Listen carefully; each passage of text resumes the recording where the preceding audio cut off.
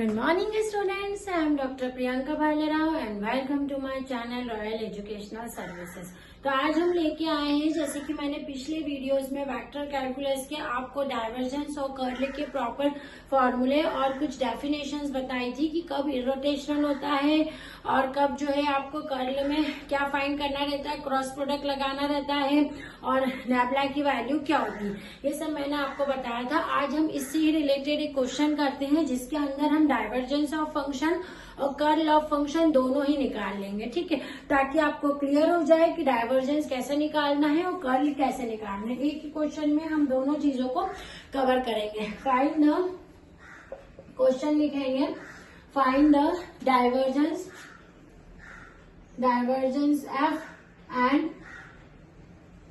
Curl F of a function का divergence F और curl F निकालेंगे जब आपको एफ वेक्टर की वैल्यू देके रखी है यहाँ पर lambda x cube plus Y cube plus Z cube minus x 3xyz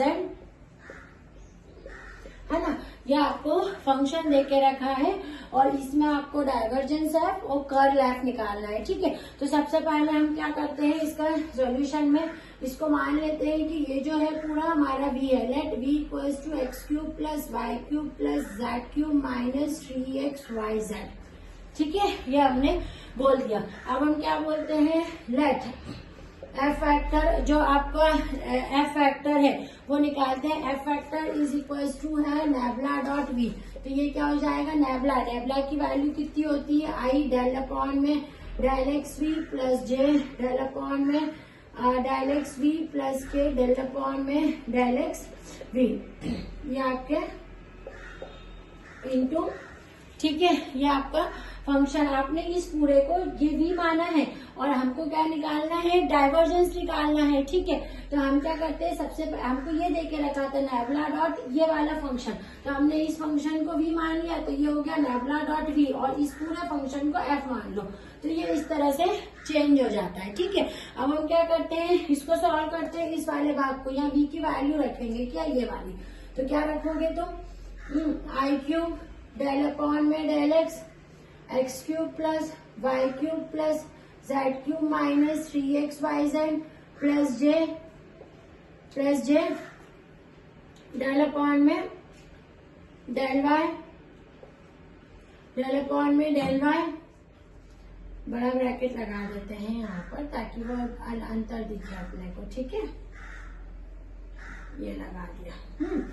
x cube plus Y cube plus Z cube minus 3xyz plus k vector del upon में del z x cube plus Y cube plus Z cube minus 3xyz, है ना। ये clear हो गया। हमने क्या करा है, बिल्कुल सिंपल है, कंफ्यूजन नहीं होना चाहिए। यहाँ देके रखा था F vector equals to nabla into X cube Y cube Z cube minus 3xyz, तो अपन ने क्या करा, इस वाले को उठा के पहले वी मान लिया ताकि कंफ्यूजन क्रिएट नहीं हो, और फिर क्या बोल दिया कि नैबला डॉट वी ये कर दी, नैबला की value I cap del Y del X I cap del upon del Y करके, और फिर यहाँ पर ये v की वैल्यू रख रहे हैं। अब इसको डिफरेंशिएट कर देंगे x के रिस्पेक्ट में, y के रिस्पेक्ट में और z के रिस्पेक्ट में, तो ये क्या आ जाएगा आपका, आई कैप x के रिस्पेक्ट में करेंगे तो 3x² माइनस 3yz, ठीक है ना। अब यहाँ पर y के रिस्पेक्ट में करेंगे j 3y² माइनस 3xz, सही है ना। अब k के रिस्पेक्ट में करेंगे k vector k into Z के रिस्पेक्ट में करेंगे तो क्या आएगा, 3z² माइनस 3xyz, मतलब x के रिस्पेक्ट में, y के रिस्पेक्ट में, z के रिस्पेक्ट में हमने क्या करा, इसको डिफरेंशिएट कर लिया। तो ये इस टाइप से हमारा आ गया आई कैप इंटू ये फंक्शन, जेड कैप इंटू ये और के कैप इंटू ये हमने किसकी वैल्यू निकाल ली है, नैबला डॉट वी, यानी एफ फैक्टर की आपने वैल्यू निकाल ली है ना। अब एफ फैक्टर की आपने वैल्यू निकाल ली, अब इसी से हम क्या करेंगे, डाइवर्जेंस ऑफ एफ की वैल्यू निकाल लेंगे। हमारा divergence of F factor equals to क्या होगा, नैबला डॉट एफ फैक्टर, है ना, तो नैबला डॉट एफ वेक्टर, और ये वैल्यू हम यहाँ पर निकाल चुके हैं, है ना। तो ये क्या हो जाएगी आपकी del Y del X 3x² minus 3yz plus del upon में del Y 3y² minus 3xz plus del upon में del z 3z² minus 3xy, है ना। ये अपन ने यहाँ पर निकाल लिया। अब इसको डिफरेंशिएट कर दो। देखो ये x के रिस्पेक्ट में करोगे तो 6x हो जाएगा, ये y के रिस्पेक्ट में करोगे तो 6y हो जाएगा, ये z के रिस्पेक्ट में करेंगे तो 6z हो जाएगा, है ना। मतलब ये जो है हमारा डाइवर्जेंस ऑफ f निकल गया इस क्वेश्चन का। चाहे तो 6 कॉमन लेके भी आप इसको शो कर सकते हैं ना। अब हमारा दूसरा पॉइंट है इसमें कर्ल ऑफ एफ निकालना। Now we have to find curl F vector. देखिए डाइवर्जेंस है वो डॉट प्रोडक्ट होता है और कर्ल जो है वो क्रॉस प्रोडक्ट होता है, ठीक है। तो कर्ल में आपको क्या निकालना पड़ेगा, कर्ल ऑफ अ वेक्टर में आपको फंक्शन के साथ में उसका क्रॉस प्रोडक्ट निकलेगा, यानी आपको इस तरह से निकालना रहता है। आई लिखते हैं, जे लिखते हैं और यहाँ के लिखते हैं, ठीक है। अब फिर क्या लगते हैं, आई का डिफरेंशियल कोफिशिएंट, जे का डिफरेंशियल कोफिशिएंट और के का डिफरेंशियल कोफिशिएंट। आई बात समझ में, कर्ल ऑफ एफ यानी क्रॉस प्रोडक्ट होता है। डिटर्मिनेंट बनाना है, आई जे के लिखना है। आई का डेल बाय डेल एक्स, जे का डेल अपॉन में डेल वाई, के का डेल अपॉन में डेल जेड। अब इसके जो कोफिशिएंट यहाँ से जैसे ये वाला है तो ये लिखना है, यहाँ पर क्या आ जाएगा, यहाँ 3x² माइनस 3yz। इसका कोफिशिएंट 3y² माइनस 3xz, है ना। इसको थोड़ा सा इधर कर लेते हैं ताकि वो लिखने की स्पेस है। अब ये के का क्या आ जाएगा, 3z² माइनस 3xy। क्लियर हो गया ये चीज, है ना। 3z² माइनस 3xy ये आपने लिख लिया। इसको और थोड़ा दूर लिख देती हूँ मैं, यहाँ डेल अपॉन में डेल वाई, है ना। और ये यहाँ लिख देती हूँ 3y² माइनस 3xz, है ना। अभी क्लियर है कर्ल किस तरह से निकालते हैं, कर्ल यानी क्रॉस प्रोडक्ट होता है।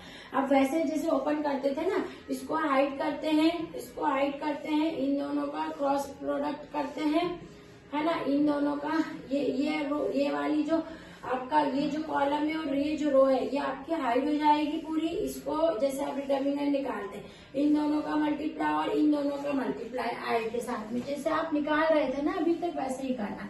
डेल वाई के साथ में ये 3z² माइनस 3xy माइनस ये इसके साथ में डेल अपॉन में del z into 3y² minus 3xz।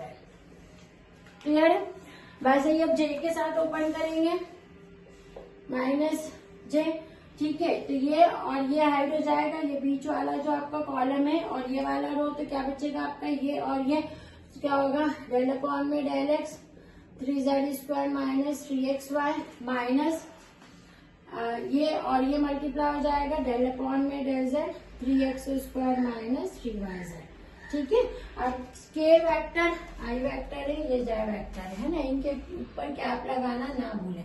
अब ये के वेक्टर है ना, सेम ये लास्ट क्लास वाले हाइड हो जाएंगे, इन दोनों का मल्टीप्लाई डेल अपॉन में del x 3y² minus 3xz minus इसका और इसका डेल अपॉन में del y 3x² minus 3yz। Clear है ना। अब इसको डिफरेंशिएट कर दो y के रिस्पेक्ट में, ये तो 0 हो जाएगा। यहाँ क्या बचेगा, आई के साथ में माइनस 3x, यहाँ पर z का क्या बचेगा minus minus minus plus 3x, ठीक है ना। अब ऐसा दूसरा ओपन करते हैं इसका जे के साथ में, तो क्या बचेगा, देखो x के रिस्पेक्ट में यहाँ कर रहे हैं ना अपन, तो माइनस 3y, यहाँ पर कितना बच रहा है माइनस माइनस प्लस 3y, ये जे का है ना।